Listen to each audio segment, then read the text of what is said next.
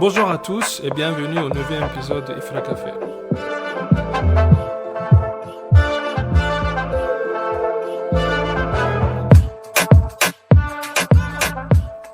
Donc aujourd'hui c'est moi votre host Sofiane et comme d'habitude je suis accompagné de mes trois amis Rita, Sabrina et Salut.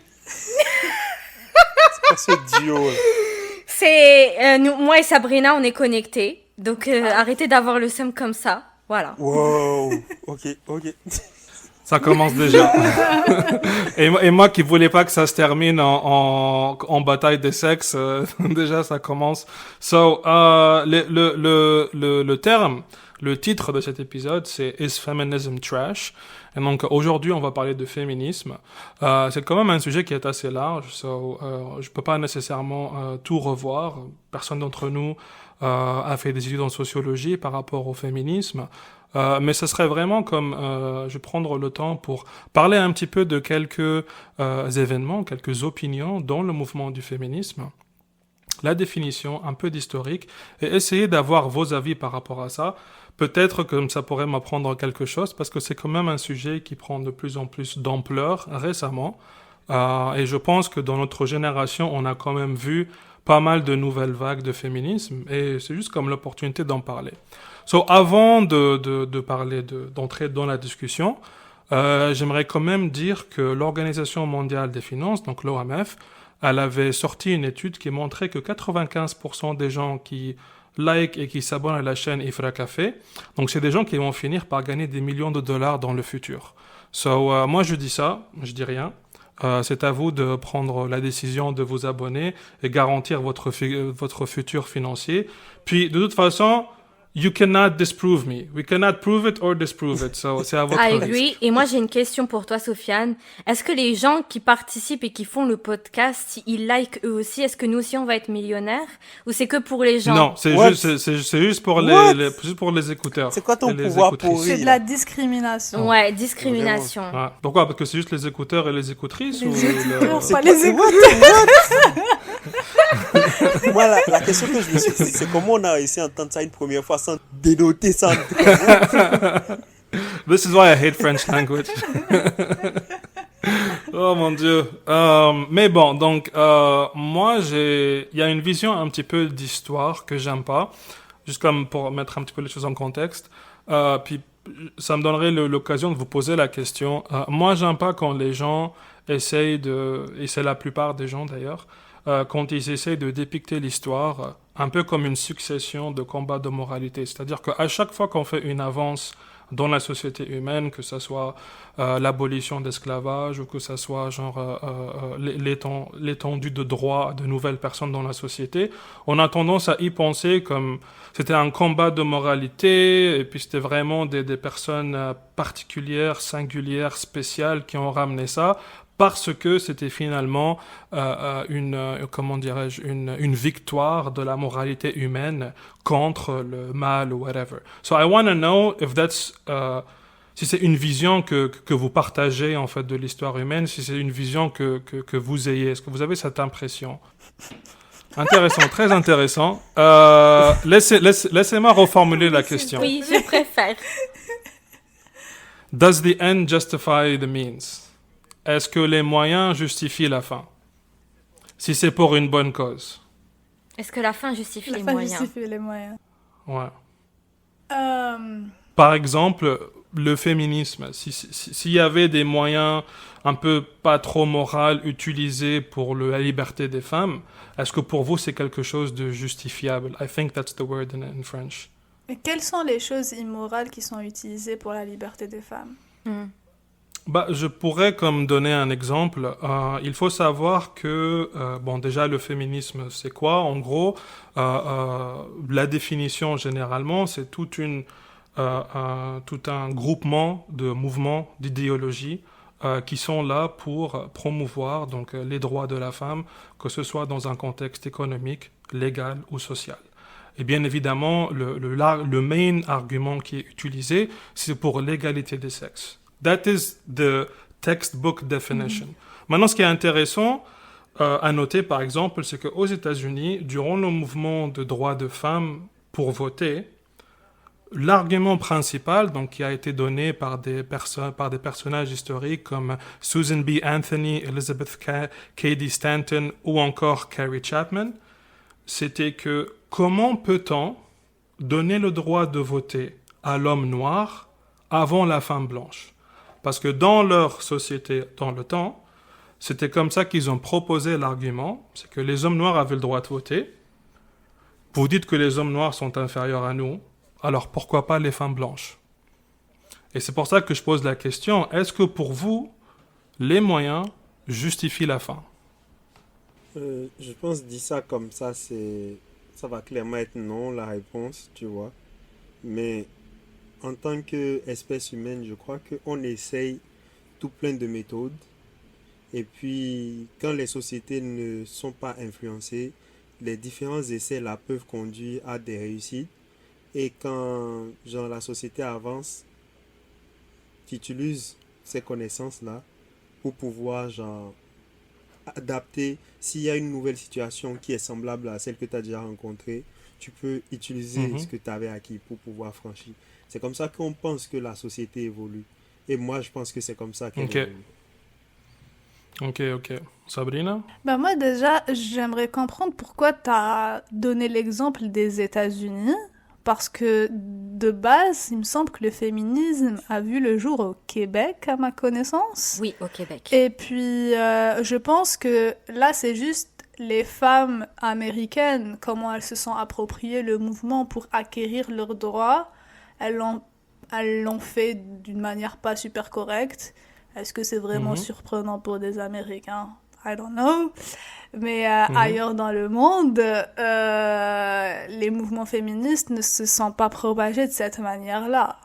Parce que la question de racisme, etc., ne se pose pas dans tous les pays, ou du moins pas à cette époque-là. Rita?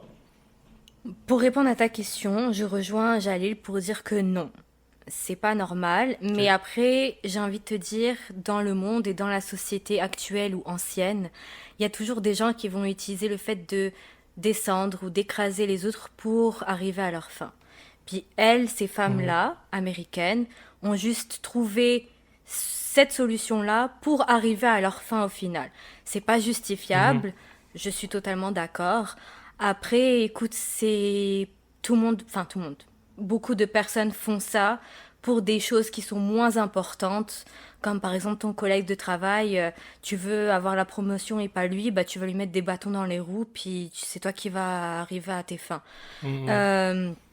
Après, comme elle a dit Sabrina, c'est propre aux États-Unis. C'est pas la même chose dans d'autres régions du monde, mais moi je sais pas exactement quelle est l'histoire pour les autres régions du monde ou les autres pays, mais ça ne me surprendrait pas de voir qu'il y a eu ce même type de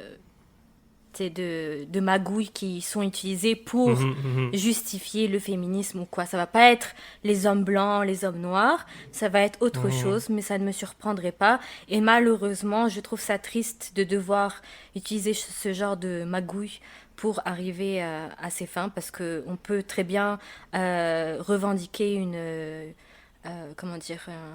un projet, une cause, sans forcément descendre d'autres causes qui sont tout aussi importantes. Non, moi je suis d'accord avec Rita, mais moi j'irais un petit peu plus loin. Je dirais que peu importe l'avance qu'il y a eu dans la société, ça a souvent été motivé par des fins pragmatiques dans la société. Moi je pense que le travail de leader un petit peu moral, like Nelson Mandela or whatever, c'est pas nécessairement... Bon, 5% c'est inspirer les masses, mais 95% du temps, je pense que leur vrai travail, c'est essayer de montrer au vrai pouvoir que leur message de moralité a un effet bénéfique, pragmatique sur la société, ou sur eux, specifically speaking. Pourquoi j'ai posé cette question-là? Parce que bien évidemment, il n'y a pas tout le monde qui a développé le féminisme ou qui sont arrivés à donner donc plus de liberté aux femmes de la même façon. En fonction des régions, c'est différentes choses. Mais souvent, ce que certaines personnes antiféministes ont tendance à dire, c'est que si ça commençait par le racisme aux États-Unis, là, c'est problématique pour nous aujourd'hui. Et jusqu'à présent, les mouvements féministes de femmes de couleur aux États-Unis, vu qu'ils ont été jetés un petit peu à part durant ce premier mouvement, jusqu'à présent, il y a des difficultés de communication entre eux. Mais genre, pour contextualiser les choses, généralement, on a tendance à voir le féminisme sous 3 vagues. Donc la première vague, c'était le droit de vote. C'était quelque chose qui a eu lieu entre la fin du 19e et début du 20e siècle. Souvent donc dans les pays de l'Ouest. Petite parenthèse, ça a eu lieu avant dans les pays de l'Ouest ou de l'Occident, parce que le reste du monde était des colonies. Donc c'est pas nécessairement parce que c'était les premiers à développer ces idées, c'était simplement, ils ont donné le droit de vote aux femmes, ou du moins le mouvement a commencé comme ça. Aux États-Unis, c'est comme j'ai expliqué. Pour beaucoup de pays européens, comment ça a eu lieu, c'est vraiment grâce au... Peut-être grâce, c'est le mauvais terme à utiliser en français, ça peut-être pardonner mon niveau de français, mais aux 2 mondiales. Avant, on avait tendance à croire que les femmes n'ont pas certaines capacités dans la société, mais si tu finis par envoyer beaucoup d'hommes sur le front, et dans le cas de la France, beaucoup de Sénégalais, beaucoup d'Algériens, il n'y a plus personne et les Marocains faire aussi, tourner et les les Tunisiens usines. aussi, etc., etc. Enfin, les indigènes, on va dire. Ou des Viettes, ou genre pour les British, des Indiens, des gens des colonies. Si on envoie beaucoup de gens comme ça au front, des hommes surtout, il n'y a plus personne pour faire tourner les usines. Il ne faut pas oublier que pour se battre dans une guerre, il faut continuer à produire des armes, à produire de la munition, à faire tourner l'économie. Sinon, sans économie, on ne peut pas payer les soldats. Et c'est là où justement les femmes ont montré. Et les gars dans le pouvoir se sont dit, finalement, c'est peut-être un pouvoir économique qu'on pourrait utiliser. Puis ça, c'était comme la deuxième vague durant les 2 mondiales qui ont mené donc, à tout ce qui est droit de vote pour certaines femmes en Europe. Et après, donc, il y a eu donc plus tard tout ce qui est mouvement pour les droits de femmes, que ce soit les droits de mariage, de divorce, l'intégration dans le monde, le marché de travail, tout ce qui est droit de procréation aussi. Et là, présentement, on est dans la 3e vague qui, d'après les définitions, c'est une vague qui essaye de corriger les erreurs de la 2e vague. Moi, ce que j'ai envie Pourquoi je reviens à la question de moralité, c'est parce que dans les pays du tiers-monde, le combat de féminisme était très relié à l'indépendance des pays. Et là, je pense à des personnages un petit peu comme Gisèle Halimi, Jamila Boupacha, Jamila Bouhired, Tahar Haddad. Donc, c'était différents personnages. Bon, j'utilise des gens de mon origine parce que c'est les gens que je connais le plus, mais j'imagine que c'est pas très différent pour le reste du monde, où là, on a essayé de utiliser le pouvoir ou le potentiel pouvoir de la femme dans la société pour rajouter plus d'impact derrière le message pour l'indépendance. Étant donné qu'aujourd'hui, même si on a de meilleures raisons dans certains pays du tiers-monde, on se retrouve dans une situation où la position de la femme n'est pas nécessairement... je pense qu'il y a encore beaucoup de choses à faire. Do you think... Je reviens toujours sur la question de moralité. Est-ce que les Américains l'ont mieux fait ou les Européens l'ont mieux fait? En mieux fait quoi? Ouais, c'est ça. Mieux fait quoi? Dans le sens où eux, ils avaient comme des idées un petit peu plus pragmatiques, économiques, raciales des fois, pour donner plus de droits aux femmes. Et pourtant, les femmes en Occident ont plus de droits maintenant. Moi, je pense pas que les Européens ou les Américains l'ont mieux fait. Parce que moi, je vais parler de ce que je connais. Donc, moi, je parle de l'Algérie. Et puis, en Algérie, les femmes n'ont jamais eu à se battre pour le droit de vote. Le pays a eu son indépendance en 1962. Les femmes ont eu le droit de voter dès 1962 parce qu'elles ont fait la guerre avec les hommes. À partir du moment où elles ont pris les armes, elles sont montées au front. Après que le pays ait eu son indépendance, on ne pouvait pas juste leur dire « maintenant, retournez dans vos cuisines ». C'était juste pas possible et vous n'avez aucun droit. Ça marchait pas, le droit à l'éducation, le droit au travail, le droit de vote. Ça, c'est des choses qui sont arrivées automatiquement avec l'indépendance. La femme algérienne a eu le droit de vote avant la femme suisse, just saying. Donc, Moi, je pense pas que les Européens ont mieux fait, mais ou que les Américains ont mieux fait, mais je suppose que leur combat nous ont servi. Du coup, c'était comme plus simple peut-être pour les pays qui étaient colonisés à l'époque de juste adopter ce qui se fait ailleurs. J'en sais rien. Ou peut-être qu'on est juste bien plus ouvert d'esprit qu'eux sur ça. Je saurais pas le dire. Moi, j'ai l'impression que pour le tiers-monde, notamment en Afrique, vu qu'avant c'était des colonies ou des protectorats, la question ne s'est pas posée de savoir est-ce qu'on leur donne le droit de vote ou pas, parce qu'elles ont participé à aider à l'émancipation et à la libération de leur pays. Donc, c'est juste que ça a été tourné différemment. Elles étaient importantes, elles avaient un rôle à jouer important dans la libération. Donc automatiquement, elles sont intégrées dans le truc. Si ça avait été autrement ou d'autres conditions, peut-être qu'on se serait posé ces questions-là de est-ce qu'on leur donne le droit ou non. Mais ayant participé et de manière active, tu veux pas leur dire comme désolé, maintenant que vous êtes libérés, on va réfléchir à vous donner les droits de vote ou pas, parce que ça aurait fait comme une autre révolution. Déjà que le pays est instable, où il y a des problématiques. Je pense qu'il y a des choses beaucoup plus importantes à faire, notamment à mettre quelqu'un au gouvernement qui va respecter les valeurs et les droits de tout le monde, du peuple, avant de décider est-ce que les femmes vont avoir le droit de voter ou pas. C'est ça. Et puis, j'aimerais juste ajouter que en Afrique, les sociétés africaines, je parle pas de toutes les sociétés africaines, mais il y a quand même une bonne partie des sociétés africaines qui sont matriarcales, sont pas patriarcales de base. Les femmes ont un rôle hyper important et hyper influent dans tous les pays d'Afrique. Ok? Donc, je pense que les combats féministes ne sont juste pas les mêmes en fonction du continent où on est.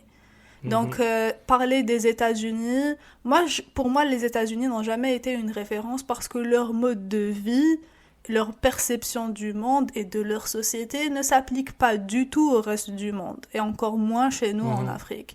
Donc, moi, je pense juste que la perception était déjà différente de base en Afrique qu'ailleurs. Parce qu'en Europe et en Afrique, on est vraiment dans du patriarcat. En Europe et en Amérique, pardon, on est vraiment dans du patriarcat qu'il fallait combattre. En Afrique, il y avait déjà un système matriarcal. Pas matrimonial. Non, mais c'est intéressant que tu lèves ce point-là, parce que, en fait, moi, la question à laquelle je voulais arriver, c'est est-ce que vous pensez que on peut avoir différents paths, différents chemins pour arriver à la même réponse. Si on se bat pour les droits des femmes dans un certain contexte en Occident, ce n'est pas nécessairement pour le même contexte qu'on va se battre en Orient, au Nord, au Sud, en France, en Belgique, whatever. Parce que souvent, étant quelqu'un... Bon, je vais être honnête, maintenant je vois que être musulman, être d'origine africaine, ça commence à être un petit peu genre... in ou on fleek ou whatever, c'est un peu cool de l'être, de le montrer sur TikTok, de le montrer sur IG. T'as des femmes voilées qui rappent, t'as des femmes africaines, ou des gens africains. Mais moi, quand j'ai grandi avec le 11 septembre, souvent, vous êtes des gens arriérés, et justement, ça a été communiqué par des personnes féministes. Dans le sens où, regardez comment votre société traite la femme. So, we did it better, parce que présentement, donc c'est un peu une vision comme statique de l'histoire, mais aujourd'hui, le jour même, la situation de la femme chez nous est meilleure que chez vous. Ainsi, on l'a mieux fait. Ainsi, nos arguments pour y arriver sont meilleurs. Peut-être que j'étais juste un garçon impressionnable et c'est un peu comme mon bias, c'est comme ça que j'ai internalisé cette communication, mais c'est toujours un sentiment que j'avais. Oui. Je suis d'accord avec toi, les femmes occidentales vont toujours juger les droits des femmes du tiers-monde. Sauf que si tu es féministe, le but c'est que tu donnes les droits à tout le monde, mais tu vas pas aller comme pointer du doigt et descendre les autres en disant comme nous on est mieux que vous, nous on a fait ça avant vous. C'est pas ça le but du féminisme. T'es là, genre, oui, tu vas comme aider à améliorer les choses et tout, mais c'est pas comme moi, j'arrive d'une manière très hautaine, de manière supérieure, et dire comme, ah, mais vous, en Afrique, vous faites pas ça, vous êtes des sauvages, ou je sais pas quels termes vont être utilisés, peut-être que c'est moins fort que ça, et c'est peut-être dit subtilement pour pas créer de polémique, mais c'est tout autant fâcheux. Donc, c'est juste de l'hypocrisie, en fait. Oui, tu peux aller aider les causes féministes qui sont dans ces pays du tiers-monde. Et d'ailleurs, les causes sont pas forcément les mêmes. Comme ici en Europe ou au Canada, je sais pas moi, on va te dire, c'est quoi les causes qui sont discutées actuellement? La liberté sexuelle. Et dans d'autres pays du tiers-monde, c'est pas ça les problématiques. Les problématiques, c'est peut-être comme ne pas se marier avant 18 ans ou avoir le droit de se marier avec qui on veut. Donc c'est pas les mêmes niveaux, c'est pas les mêmes problématiques. Donc tu peux pas arriver toi avec déjà tes problématiques qui ont été réglées, t'en as des nouvelles que t'essayes d'améliorer, d'accord, mais tu peux pas demander aux autres d'arriver et d'avancer au même niveau que toi. Laisse-leur le temps aussi de faire leur chemin. Et puis toi, ta problématique d'avoir de la liberté sexuelle dans des pays qui sont peut-être plus, je sais pas, comme musulmans ou autres, pudiques ou... C'est pas la société. Le but, c'est pas d'être, moi, si j'ai envie je sais pas, je vais dire les choses comme elles sont, hein, mais coucher avec un tel, puis demain avec un autre tel, c'est ça mes revendications. Et peut-être qu'une fille en Afrique, c'est pas ça son but. Tu vois, donc chacun, tu peux pas imposer et venir dénigrer les autres, parce que pour moi, ça n'a pas de sens. Tu es féministe, tu vas soutenir toutes les causes qui permettent d'améliorer le quotidien des femmes à travers le monde entier. Ok. Sabrina? Alors déjà, je suis d'accord avec Rita sur tout ce qu'elle a dit. Parce que les sociétés ne sont pas toutes les mêmes et on n'est pas là pour uniformiser, c'est ça, toutes les sociétés et les rendre toutes similaires parce qu'on perdrait la diversité, on n'a pas à les homogénéiser. Moi, je trouve ça un peu ridicule de vouloir que tous les pays se comportent comme les pays occidentaux, finalement. C'est comme s'ils étaient eux décisionnaires de comment les autres devaient se comporter. Moi, je suis pas d'accord avec ce point-là, déjà. Donc, je rejoins Rita. Et pour le deuxième point, c'est...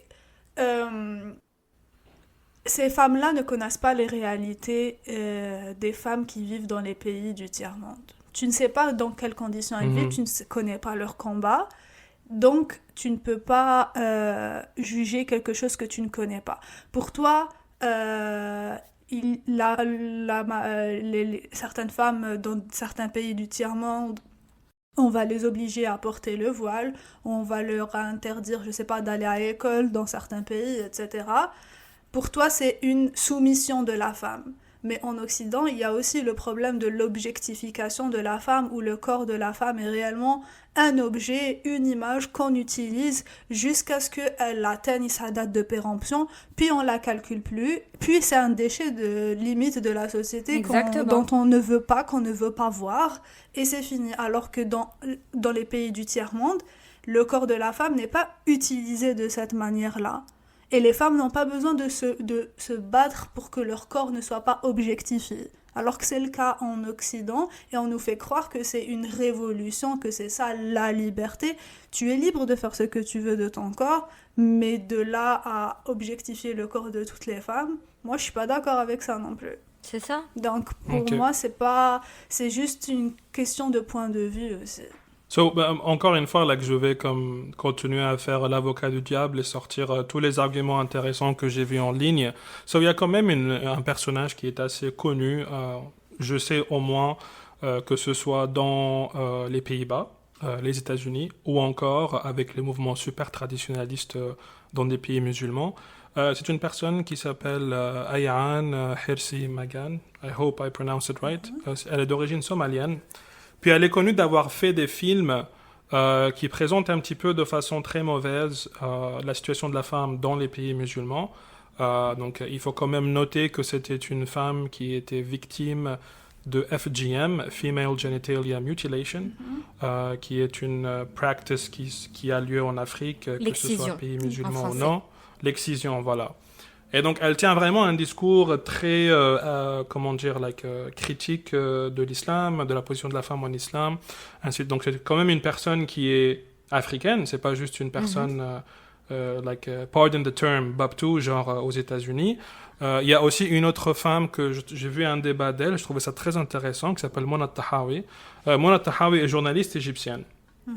Et à un moment, elle avait écrit un article. Le titre de l'article, Why do Arab men hate Arab women? Et elle a écrit l'article dans un magazine américain et pas un magazine arabe. Et c'était un débat très intéressant. Mais elle avait dit un truc que je trouvais aussi très intéressant. Elle a dit, parce qu'elle est contre le port du niqab. On lui a dit, comment est-ce que vous, madame, en tant que musulmane, vous ne reconnaissez pas le combat des femmes qui veulent porter le niqab comme un combat féministe? Et sa réponse était, moi je ne vais pas supporter une pratique anti-féministe pour le féminisme. Tu vois ce que je veux dire? Genre, pour moi le niqab c'est anti-féministe, tu ne peux pas être féministe. Ok, il y a le droit de choisir ce qu'on a envie de porter, c'est un combat genre féministe, mais pas ce truc-là. So I wanted to know si vous pensez que tout ce qui est combat pour le niqab, pour le hijab, en France, on parle toujours de laïcité, le burkini. Est-ce que pour vous, c'est quelque chose qui rentre dans le féminisme, ou c'est quelque chose qui est à part, ou est-ce que juste, c'est le féminisme on our own way? Moi, je pense que c'est pas le féminisme on our own way. C'est juste qu'il y a un problème de perception. Tu as différents groupes. Tu as déjà les femmes, de manière générale, qui est un groupe. Genre, quand tu prends la division sexuelle au niveau des êtres humains, c'est le deuxième groupe, tu vois, ou le premier, whatever. C'est l'un des deux groupes. Et tu vous dis à toute cette diversité-là, ok, vous avez toutes, pardon, peu importe vos origines, peu importe vos expériences, le même problème ou les mêmes difficultés dans la vie. C'est pas possible, tu vois. Suivant là où les gens ont grandi, suivant ce qu'ils ont vécu, suivant leur culture, les problèmes vont être différents. Et la manière de percevoir ce qui est un problème est différente. Tu vois, les réalités sont différentes. Donc, ce que toi, tu vois comme une gêne ou quelque chose d'inconfortable, pour quelqu'un d'autre, ça peut être un signe de fierté. Ça peut être un signe d'appartenance, tu vois. Ça peut être ce que tu veux. Donc, tu peux pas dire... Ce rendu là, c'est juste la perception des gens qui n'est pas homogène. Donc, on peut pas s'attendre à ce qu'ils aient les mêmes, c'est un groupe immense, on ne peut pas s'attendre à ce qu'elles aient les mêmes attentes, c'est juste ça. Donc même si Mona Tahawi est une Égyptienne et musulmane, c'est normal qu'elle a une perception différente parce qu'elle n'a pas vécu nécessairement la même chose que puis to her credit, à son crédit, je sais pas si on dit ça en français, elle avait tendance à dire, pour moi, genre, comment je rationalise le fait d'être féministe et le fait d'être musulmane, c'est que la première femme du prophète était une femme beaucoup plus vieille que lui, c'était une femme beaucoup plus puissante que lui, beaucoup plus riche que lui, et c'était la première personne qui est devenue musulmane. Donc pour elle, et un peu comme Tahar Haddad dont je parlais avant, ça allait ensemble. Et d'ailleurs, elle avait comme commencé une association de genre égalité entre hommes et femmes, donc de façon théologique, si je peux dire ça, genre, et qui s'appelle Moussawet, qui a commencé en Malaisie en 2008 ou 2009, je crois. Et un des premiers trucs qu'ils ont fait, c'était de faire la prière avec une imam femme, avec des hommes et femmes dans la mosquée ensemble. Mais c'était juste une parenthèse. Tu voulais dire, Rita? Oui, moi je veux dire deux choses. La première chose, c'est juste une précision pour les gens qui nous écoutent et qui ne sont pas forcément musulmans. L'excision, n'est pas revendiquée par l'islam. En islam, on ne te dit pas d'exciser les jeunes filles. Ça, c'est une pratique culturelle. Donc, il faudrait comme bien distinguer les deux choses. Et je sais que pour les musulmans, normalement, on sait cette différence, cette distinction. Mais je veux juste comme apporter ça pour les gens qui ne sont pas musulmans. Ensuite, moi... par rapport à la question, est-ce que si tu portes le voile ou si tu portes le niqab, c'est pas féministe, je sais pas quoi. Déjà, je pense pas que être féministe, et être musulmane sont deux choses qui sont contradictoires. Je ne pense pas. Tout est une question d'équilibre et de choix aussi personnel, ça c'est sûr. Mais moi, personnellement, une femme qui passe dans la rue, qui a un voile, ça me dérange pas, je m'en fous, tu fais ce que tu veux.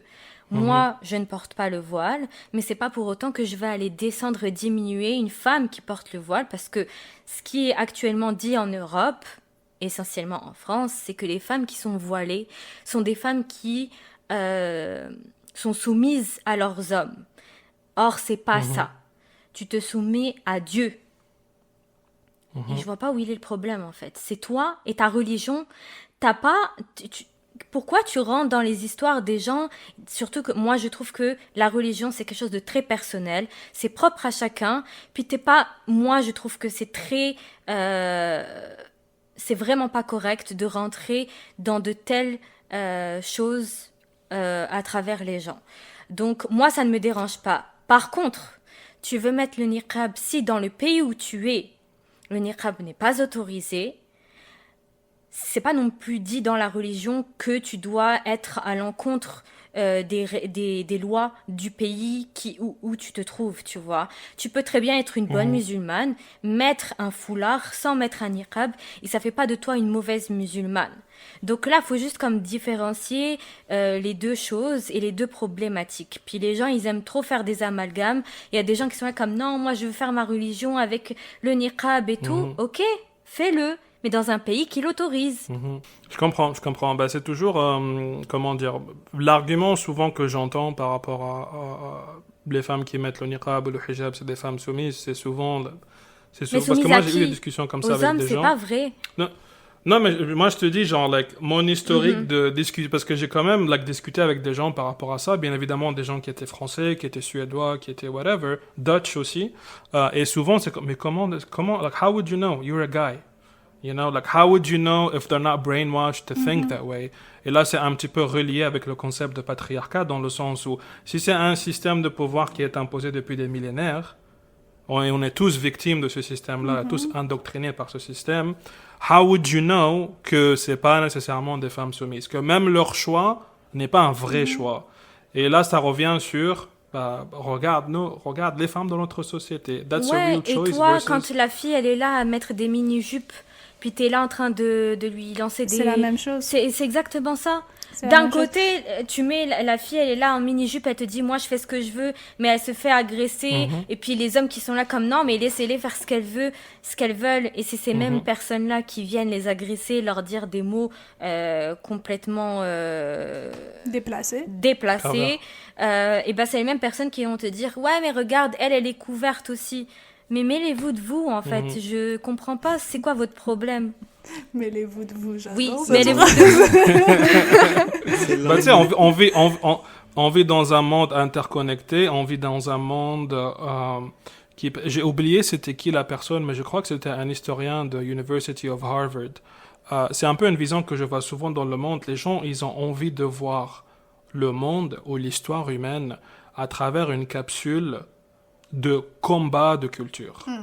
Il y a des gens, c'est la seule façon qu'ils arrivent à concevoir le monde. C'est quoi le monde? C'est des combats de culture. Et donc, si je vois une autre culture qui commence à s'introduire dans la mienne ou qui, par friction, s'approche de la mienne, ça peut créer des problèmes et les gens là commencent vraiment à... Parce que ce qui est sûr, comme il a dit Jalil au début, si on n'a pas les mêmes perceptions, on va pas rationaliser les choses de la même façon. Et donc forcément, quand tu vois quelqu'un d'autre, même s'il arrive à la même réponse que toi à travers un autre chemin, it discredits ton rationnel. Puis c'est là où c'est problématique. Sabrina? Pour revenir sur la question justement du voile, parce que c'est de ça dont on parlait. Juste, je m'excuse, mais je tiens à préciser, Mona Tahawi, son souci était avec le niqab. C'est ça. J'ai rajouté le voile parce que c'est quand même une discussion présentement. Parce que la question du voile, là, le vrai problème qui se pose, c'est dans les pays de l'Occident. C'est en Occident que le problème du voile se pose. Et puis, c'est vraiment une question politique. Donc, moi, je rentrerai pas dans ces détails-là, mais en soi, bon, on va dire que on ne déshabille pas quelqu'un, on ne le couvre pas quelqu'un de force et on ne déshabille pas quelqu'un de force. Moi, je pense ça, sincèrement, et c'est tout. Mais pour le niqab, je rejoins Mouna... Comment ça s'appelle, son nom de famille? Mouna Tahawi. Tahawi. Je la rejoins totalement parce que le niqab ne fait pas partie de l'islam du tout. Ce n'est pas du tout un habit musulman. Le voile tel qu'il est... C'est une pratique culturelle comme c'est une l'excision. pratique culturelle, c'est ça. Donc les personnes qui portent un voile dans les pays en Occident, à qui on demande d'enlever leur voile, je comprends le point de vue politique et je comprends le point de vue religieux de la personne. Mais la personne montre son visage, montre ses mains, etc. Donc, on peut identifier l'individu. Pour le niqab, c'est autre chose parce que même dans les pays musulmans, dans beaucoup de pays musulmans, il n'est pas autorisé. Et ça, c'est une réalité. Parce qu'il ne fait pas partie de l'islam. Donc, en Occident, si on l'interdit, c'est tout à fait logique et ça fait partie aussi... de la sécurité nationale avec tout ce qui se passe aujourd'hui. Je peux comprendre cet argument-là, puisque même dans les pays musulmans, on l'interdit. Donc, je rejoins Mouna Tahawi parce qu'elle a raison dans ce qu'elle dit. Donc, ces femmes-là, on leur demande pas d'enlever leur voile complètement, mais niqab, tu peux pas cacher ton visage avec sitar et tout, ça marche pas. Non, c'est ça, tu peux pas comme imposer quelque chose à quelqu'un alors que c'est même pas ni dans sa culture, ni dans sa religion, ni rien. C'est ça.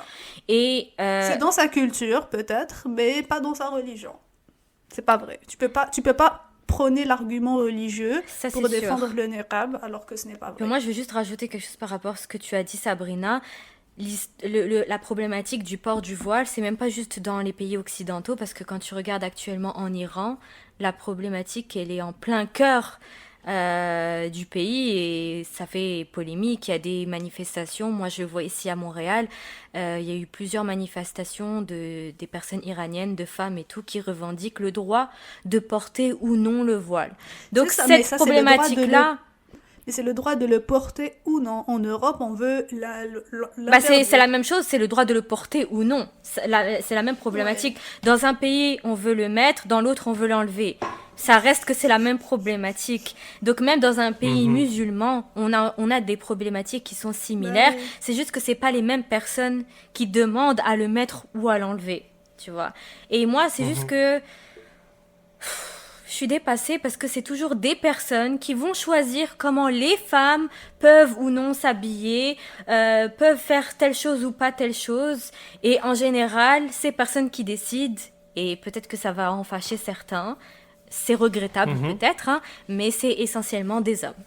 Et moi, j'arrive toujours pas à comprendre ce truc de pourquoi c'est toujours aux hommes de décider pour les femmes.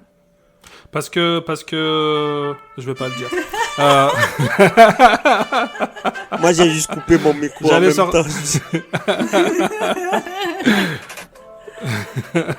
Parce que les hommes sont plus nombreux au pouvoir de manière générale, c'est tout. C'est aussi bête que ça. Mais même ceux qui sont pas dans le pouvoir, tu regardes les gens autour de toi, il y a des gens, ils te font des commentaires, des machins. Mais qui t'a dit de rentrer dans ma vie? Qui t'a dit de ce que je peux faire ou pas faire? Mêlez-vous de vous. Mêlez-vous de vous.